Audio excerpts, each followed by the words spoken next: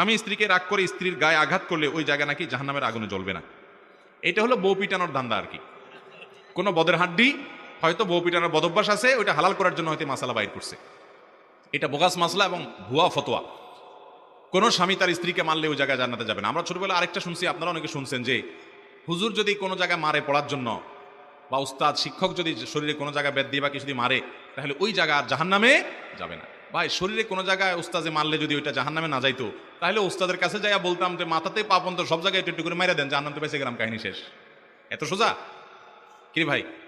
তাহলে তো জান্নাতে যাওয়া একেবারে সহজ হয়ে যেত। ঠিক আছে উস্তাদ, তাহলে মাথাতে পা পর্যন্ত একটু একটু করে আমার পিটাই দেন, পুরো শরীর কোথাও যেন বাদ না যায়, বাস পুরো শরীর বেঁচে গেল জাহান্নাম থেকে। ভাই এগুলো সব ভিত্তিহীন কথা।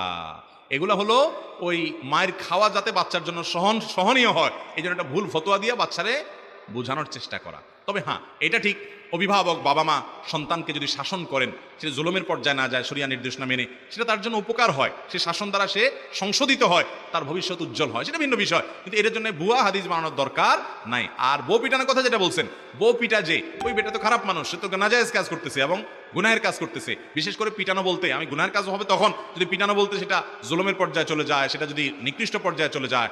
আর এমনি স্বামী স্ত্রী সুলভ যে শাসন আছে, যে অভিমান আছে, যে ভালোবাসা আছে, সেগুলোর জন্য তো শরীয়তের বিধিবিধানের, শরীয়তের কোথাও নিষেধাজ্ঞা নেই। নবী করিম সাল্লাল্লাহু আলাইহি সাল্লাম কখনো তার কোনো স্ত্রীর গায়ে হাত তোলেন নাই।